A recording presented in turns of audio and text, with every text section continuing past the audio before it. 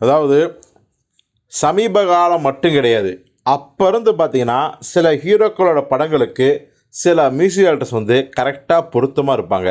அதுக்கு வந்து பார்த்தீங்கன்னா, பல உதாரணங்கள சொல்லலாம். இப்போ வந்து ஆரம்பத்தால நம்ம உலகநாயகன் கமலஹாசனுக்கும் சரி, சூப்பர் ஸ்டார் ரஜினிகாந்துக்கும் சரி, நம்ம இசைஞானி இளையராஜா வந்து அப்படி பொருத்தமா இருந்தாரு. இன்னும் சொல்லப்போனா இளையராஜா எல்லா ஹீரோக்களுக்கும் தேவையான பொருத்தமான இசையை தந்தார். அவர் வந்து விதிவிலக்கு. அவர் வந்து ஒரு ஜெம். அவர் வந்து தனி சாதனையாளர், சரித்திரயாளர், சரித்திரம் படைத்தவர் அப்படியே விட்டுறலாம். இப்போ அதை தாண்டி வந்தோம்னா, நம்ம தளபதி விஜய்க்கு அப்படின்னா, ஒரு காலத்தில் வந்து எஸ்.ஏ. ராஜ்குமார், அப்புறம் மணி சர்மா, அதுக்கு முன்னாடி தேவா, இப்போ நம்ம அனிருத். ஸோ அப்படி ஒவ்வொரு ஹீரோவும் சொல்லிட்டே போகலாம். ஆனால் இந்த ஹீரோவும் அந்த மியூசிக் டைரக்டரும் சேர்ந்தாங்கன்னா அந்த படத்தோட எதிர்பார்ப்பு வேற லெவலில் இருக்குங்கிறதும் நம்ம யாராலையும் மறுக்கவே முடியாது. ஏன்னா பிஸ்னஸுக்கும் பார்த்தீங்கன்னா அது பெரிய கூடுதல் பலம்.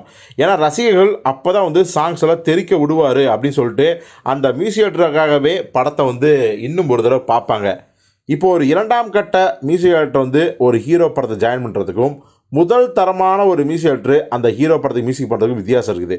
ஸோ அப்படி ஒரு வித்தியாசமாக ஒரு எதிர்பார்ப்போடு இருக்கிற படம் தான் விடாமுயற்சி. அந்த எதிர்பார்ப்புக்கு காரணம் நான் சொன்ன மாதிரி ஹீரோ ப்ளஸ் மியூசிக் டைரக்டர். நம்ம தல அஜித் படத்துக்கு நம்ம ராக் ஸ்டார் அனிருத் தான் மியூசிக் அப்படிங்கிறது. இதில் ஏன் அப்படின்னா, ஏற்கனவே அஜித் படத்துக்கு அவர் மியூசிக் பண்ணது 2 படங்கள் அனிருத். ஒன்று வந்து வேதாளம். நான் சொல்லவே தேவையில்லை. மனுஷன் அந்த படம் பிச்சிடு ஓடிச்சு. ஆலுமா டோலுமான்னு நம்ம வந்து அனிருத் தெறிக்க விட்டார். இப்போவும் அஜித்துக்கு வேறு லெவல் குத்துப்பாட்டுனா அந்த ஆலுமா டோலுமா தான். அடுத்த படம் வந்து அதே சிறுத்தை சிவா டைரக்ஷனில் வந்து விவேகம் வந்துச்சு. ஸோ விவேகம் சாங்ஸ் எல்லாம் தெறிக்க விட்டார் மனுஷன். ஏன்னா படம் வந்து முன்ன பின்ன இருக்கும், படம் பெருசாக எடுபடல. ஆனால் சாங்ஸ் எல்லாம் யாராலையும் எப்பவும் குறை சொல்ல முடியாது. எல்லா சாங்ஸுமே அப்படி ஒரு வைப்பில் இருக்கும். ஸோ அதுதான் அணி.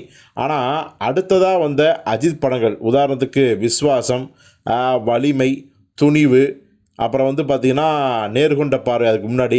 ஸோ இப்படிலாம் பார்த்திங்கன்னா அஜித் படத்துக்கு அனிருத் மியூசிக் பண்ணவே இல்லை. இப்போ விடாமுயற்சி படத்துக்கு தான் 3வது தடவையாக சேர்ந்து உள்ளே வந்திருக்காரு. ஸோ பொறுத்திருந்து பார்ப்போம்.